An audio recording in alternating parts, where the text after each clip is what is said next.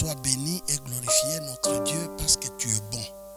Nous avons besoin d'entendre cette parole qui nous fortifie et qui nous communique la force et la vie. Maintenant, nous prions et nous voulons que tu nous assistes au nom de Jésus-Christ. Amen. Aujourd'hui, frères et sœurs, nous allons partager la parole de Dieu dans les livres d'Amos, chapitre 5 et le verset 13. Amos, chapitre 5, et nous lisons le verset 13. Je lis la parole de Dieu pour vous. Voilà pourquoi, en des temps comme ceux-ci, les sages se taisent, car ces temps sont mauvais.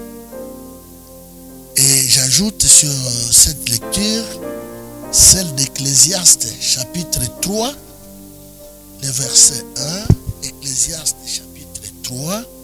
Je lis d'abord le verset 1, puis je vais lire le verset 7, et je lirai le verset du verset 14 jusqu'au verset 15. Lisons la parole de Dieu. Ecclésiaste 3, verset 1. C'est un verset qui est connu de plusieurs parmi les enfants de Dieu. Il y a un temps pour tout, un temps pour toutes choses sous les cieux.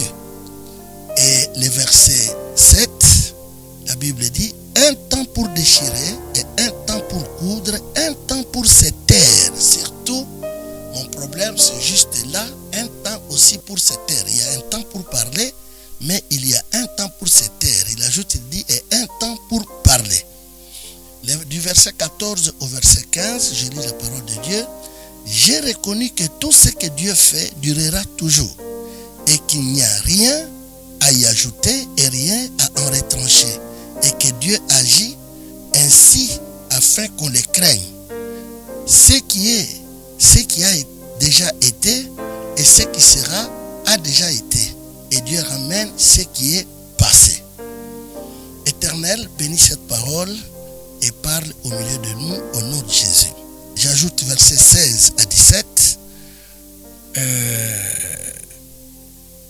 J'ai encore vu sous le soleil qu'au lieu établi pour juger, il y a de la méchanceté, et qu'au lieu établi pour la justice, il y a de la méchanceté. J'ai dit à mon cœur, Dieu jugera les justes et les méchants, car il y a un temps pour toute chose et pour toute œuvre. Notre thème est intitulé « En des temps comme ceux-ci, les sages se taisent ». En des temps comme ceux-ci, les sages se taisent. En des temps comme ceux-ci, il s'agit de quel temps où le sage est appelé à se taire? C'est quel temps? Mais Dieu qui est le maître des temps et des circonstances fait toutes choses bonnes en son temps. Mais on nous dit à des temps comme ceux-ci, les sages doivent se taire. Au lieu de beaucoup parler à des temps difficiles, c'est pour vous dire que le temps de malheur peut toujours précéder le temps de bonheur. Mais tout est sous contrôle du maître. Mais seulement l'homme dans sa nature, il ne veut pas voir les temps de malheur arriver. Là, il se lamente, il se plaint, il crie, il dit parfois que Dieu n'existe pas. Or, Dieu existe et Dieu est au contrôle de tout. Il n'y a aucune situation qui peut se passer sans que Dieu soit au contrôle. Mais l'homme a difficile d'accepter les temps de malheur qui peut lui arriver. C'est pourquoi quand le malheur arrive, l'homme se plaint et se lamente sérieusement. C'est ce qui est arrivé dans la vie d'Israël au temps du prophète Amos, comme nous avons lu dans les livres d'Amos au chapitre 5 et le verset 13. Les gens se sont lamentés partout sans se poser la question de savoir pourquoi ce malheur nous est arrivé. C'était le temps où Israël a oublié tout d'abord Dieu. En oubliant Dieu, le malheur arrive. Aujourd'hui, nous sommes en train de vivre dans un monde où beaucoup de gens n'aiment pas croire que l'Éternel existe et il a le contrôle de tout ce qui se passe. Et c'est lui le créateur des cieux et la terre. y compris nous les hommes qui vivons sur la terre, nous sommes sous le contrôle de Dieu qui nous a créés. Mais les hommes espèrent beaucoup dans ce qu'eux-mêmes sont en train de croire. Mes frères et sœurs, dans la situation qui frappe le monde aujourd'hui, qui sont ceux qui se plaignent plus? C'est surtout ceux qui ne croient jamais et jamais que le malheur peut les atteindre un jour. Ils se croyaient en repos, ils se croyaient être en paix, ils se croyaient avoir tout autour d'eux. C'est à cause de leur situation matérielle qu'ils se sentaient à l'aise et qu'ils se sentaient toujours en paix. Et ils se disaient eux-mêmes, qu'est-ce qui peut encore arriver et nous déséquilibrer? Et voilà une situation qui frappe le monde aujourd'hui.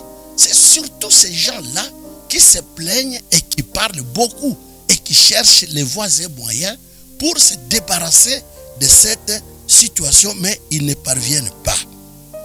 Ils se croyaient en paix et en repos, mais ils ont oublié qu'il y a un maître qui détient le contrôle de toutes choses sur la terre. C'est pourquoi la Bible, c'est l'apôtre Paul qui écrit aux Thessaloniciens, 1 Thessaloniciens au chapitre 5, il dit, quand les hommes diront paix et sûreté, alors une ruine soudaine les surprendra. Je voudrais tout d'abord lire cela avant de continuer. 1 Thessaloniciens au chapitre 5. 1 Thessaloniciens au chapitre 5.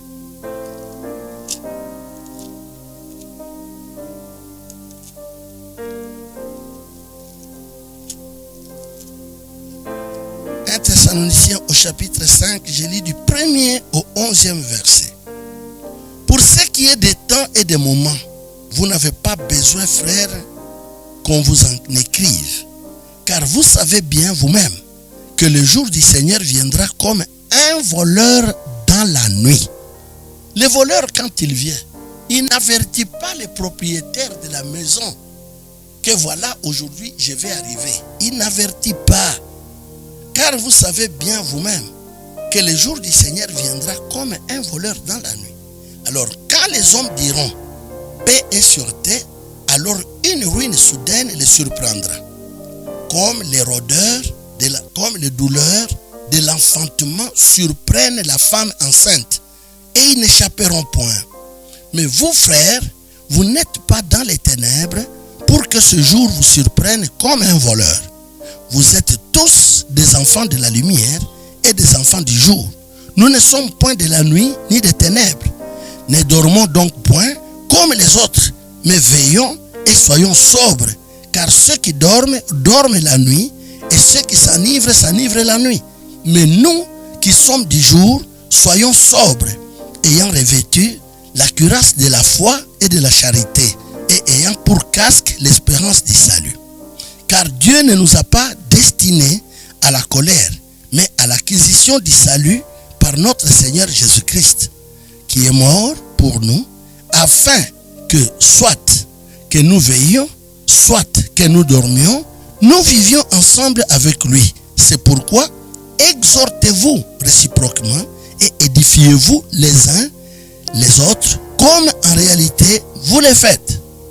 À des temps comme celui-ci, au lieu de parler inutilement et évoquer des sujets inutiles, sans base solide de la vie, il serait préférable que nous, enfants de Dieu, que vous qui me suivez, que vous ne puissiez pas passer votre temps inutilement. C'est le temps de chercher l'Éternel. C'est le temps d'invoquer le nom de l'Éternel. C'est ce que la Bible nous recommande. Parce que la prière change toutes choses, change même des situations très difficiles.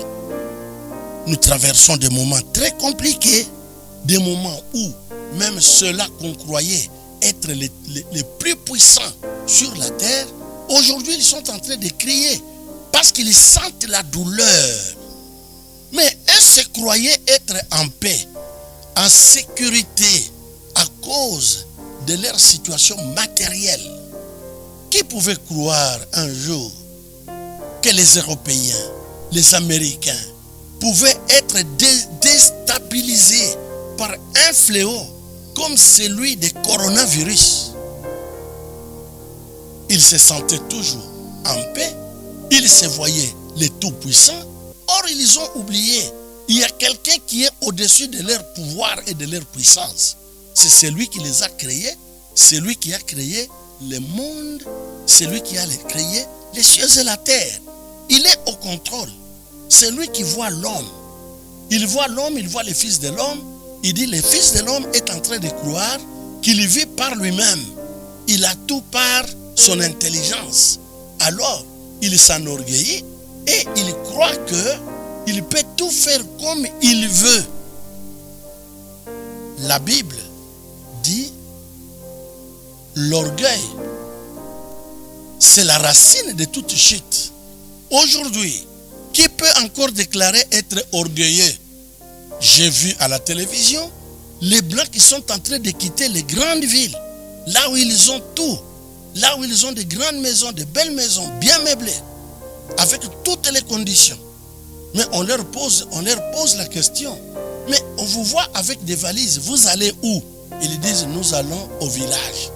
Aujourd'hui, les hommes de ceux qui se sentaient en sécurité, les gens qui voyaient les biens les entourer de tous côtés, les gens qui croyaient être forts et stables, aujourd'hui, ils vont au village où ils ne pouvaient même pas, en une seule fois, penser un jour d'aller au village. Au village, c'est pour les villageois. Au village, c'est pour les gens des choses de basse classe. Les gens qui n'ont pas tous les moyens, ils peuvent aller habiter au village. Et ils étaient là. Ils tournaient à droite, ils tournaient à gauche. Ils regardaient devant, ils regardaient en arrière. Ils voyaient les biens qui les entouraient. Et ça, c'était leur sécurité. Ils se disaient, qu'est-ce qui peut arriver? Qu'est-ce qui peut arriver et nous déstabiliser? Les grandes puissances regardaient leurs armes. Ils voyaient des armes et ils disaient, quelle est la nation qui peut nous faire la guerre et nous déstabiliser? Aujourd'hui, nous sommes butés à un adversaire sans armes. Un adversaire qu'on ne voit pas. Un adversaire qui nous fait faire voir qu'il existe par des signes seulement.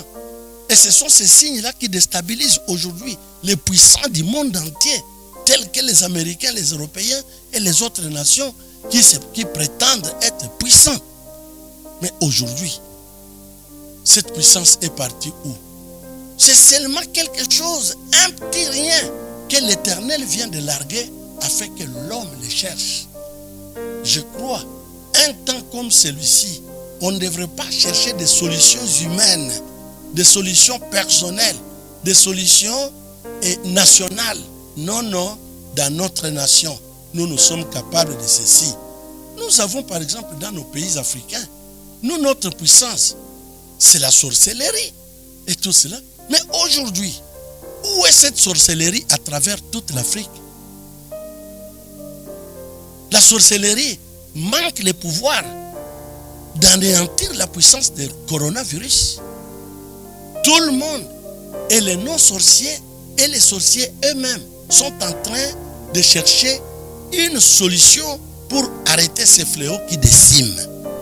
Bien-aimés, vous tous qui m'écoutez, peuple de Dieu, enfants de Dieu, serviteurs de Dieu, je crois que le temps d'aller à la recherche du Créateur, celui qui nous a tous établis, qui nous a créés et qui nous a établis sur la terre, le temps est arrivé.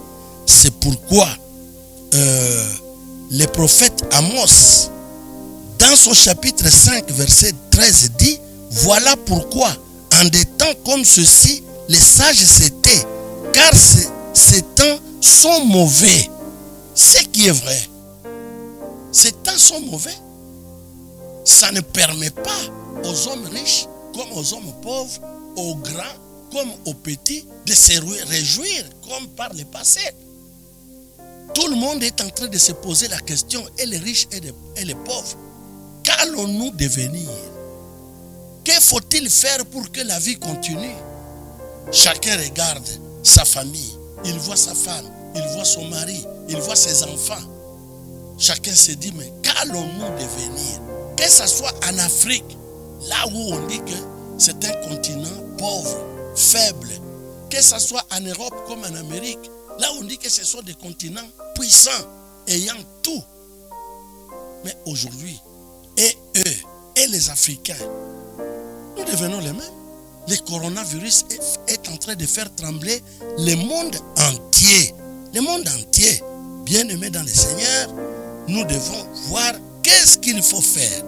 C'est pourquoi l'apôtre Paul, écrivant aux Thessaloniciens, il dit tout simplement, quand les hommes diront paix et sûreté, alors une ruine soudaine les surprendra. Ça, c'est une ruine qui est en train de surprendre et les puissants et les faibles.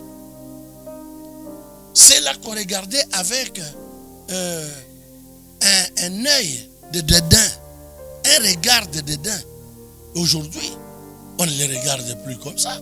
Parce que chacun est en train de chercher par quelle voie trouver une possibilité d'échapper à ces ruines. Mais pour arriver à échapper à cette ruine, il faut que tous nous puissions chercher celui qui nous a établis dans ce monde, sur cette terre.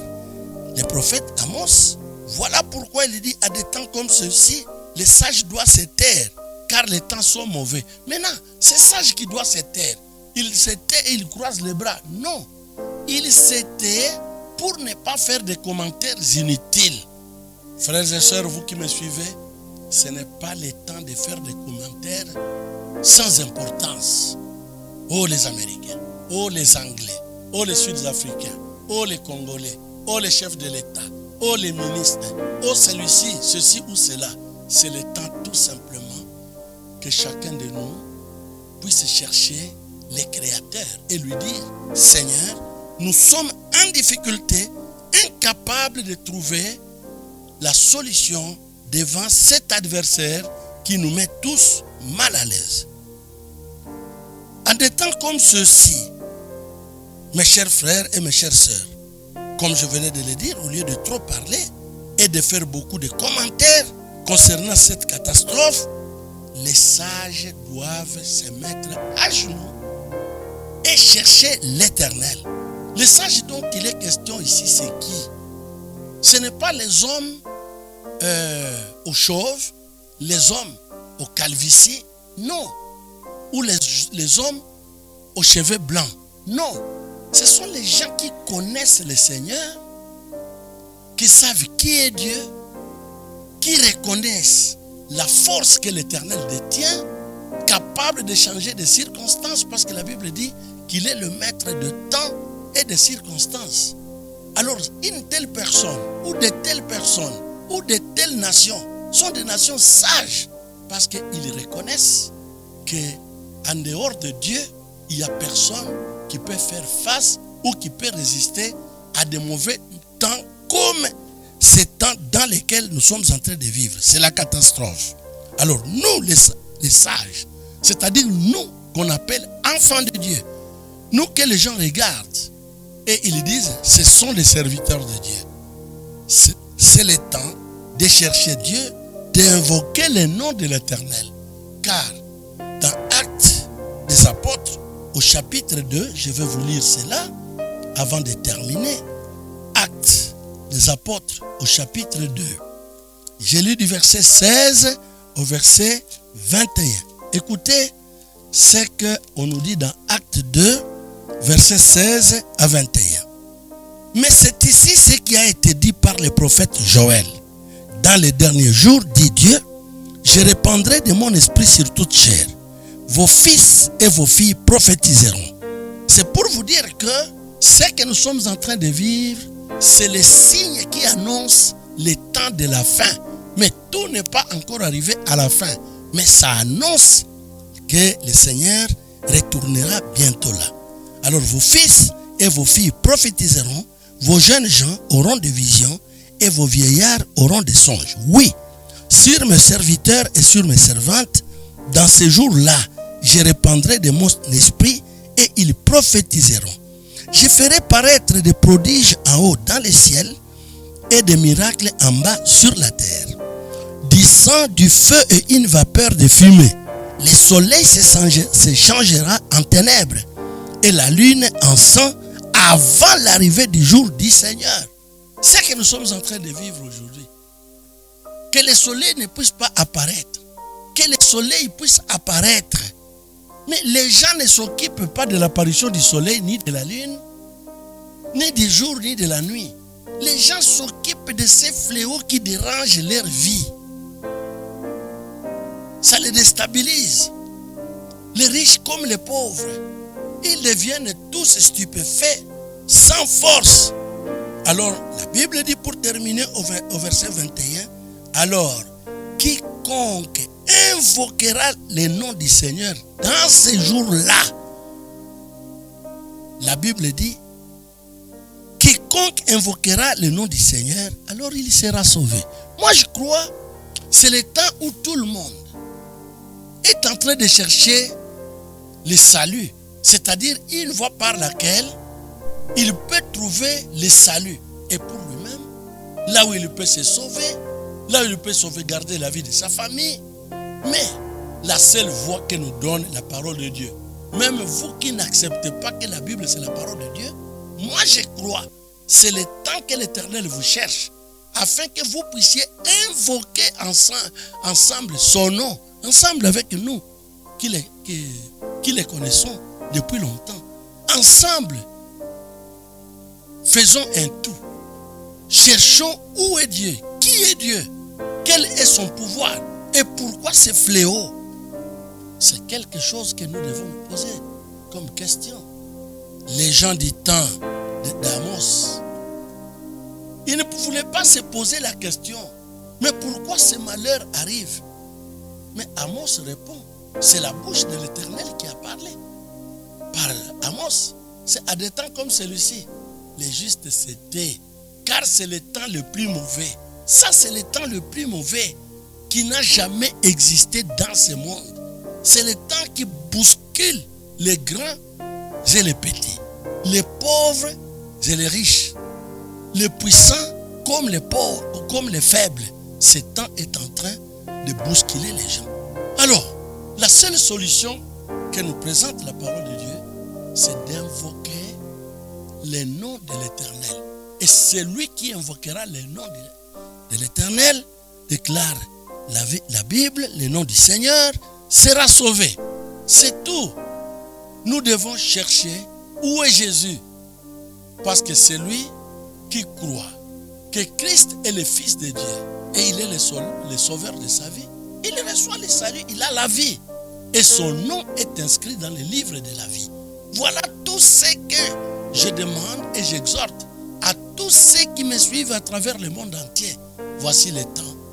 Toi qui ne voulais pas entendre parler du Sauveur et du Seigneur Jésus-Christ, ce temps est à toi. C'est le moment où tu peux tout abandonner et laisser tomber l'orgueil de la vie, mais aller vers lui.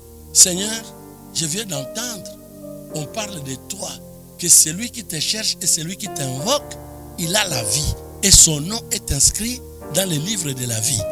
Il va t'ouvrir ses bras pour te recevoir et nous prierons pour toi. Moi, je ne sais pas où tu es. Peut-être tu es en Afrique, peut-être tu es au Congo, peut-être tu es ici même à Lubumbashi, ou je ne sais pas dans quelle autre ville, mais tu es en train de me suivre. Tout ce que je te recommande, c'est ça mon souci. Crois au Seigneur Jésus.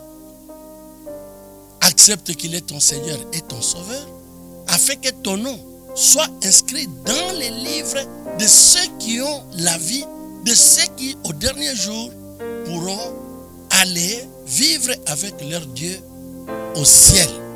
Et aujourd'hui, le malheur peut arriver, comme il vient d'arriver, le malheur de coronavirus. C'est un malheur. C'est ce qui nous apporte le temps le plus mauvais de la vie. Voilà le moment. Voilà l'appel du Seigneur. Il t'attend. Il veut que tu l'acceptes afin que tu sois parmi les héritiers de son royaume et qu'au dernier jour, que tu hérites le ciel. Même aujourd'hui, si tu donnes ta vie au Seigneur, lui-même sait ce qu'il va faire, comment il va ouvrir un chemin par lequel toi tu trouveras le salut. Que mon Dieu te bénisse, toi qui me suis. Je reprends mon sujet d'aujourd'hui, en des temps comme ceci, les sages s'étaient. Ils s'étaient pourquoi? Ils s'étaient au lieu de faire des commentaires sans base solide. C'est le moment de chercher Dieu. Et au nom de Jésus, soyez bénis tous. Amen. Je vais prier pour vous. Seigneur, je bénis tous ceux qui me suivent, tous ceux qui écoutent cette exhortation, et je les laisse en tes mains pour que chacun voie ce qu'il peut faire, mais du moins, ceux qui croient en ton nom, j'aimerais que tu puisses prendre leur nom et les mettre dans les livres de la vie pour qu'au dernier jour, qu'ils puissent aussi ressusciter et vivre avec toi au niveau du ciel. Je les bénis tous au nom de Jésus. Ceux qui craignent, ceux qui tremblent, que leur peur tombe au nom de Jésus-Christ et qu'ils aient la foi au Fils de Dieu. En ton nom, je viens de prier. Amen. Et mes chers frères et sœurs, voici les quelques petits communiqués que nous avons. C'est-à-dire, aujourd'hui c'est mercredi, nous venons de vous transmettre le message, mais sachez que le vendredi, à 17h juste, les bergers que je suis, je vais encore m'adresser au peuple de Dieu que vous êtes. Soyez à vos écrans, devant vos écrans, car vous obtiendrez encore une portion des Écritures pouvant vous aider à progresser dans votre foi pour ne pas trop trembler et perdre la foi. Le dimanche, à 9h30 comme d'habitude, je vais encore parler. Suivez, c'est le culte dominical. Alors vous aurez la bonne nouvelle à travers vos écrans. Que Dieu vous bénisse. Pour le reste des informations, il y a une bande qui circule. Vous pouvez lire le reste sur la bande. Que Dieu vous bénisse au nom de Jésus. Amen.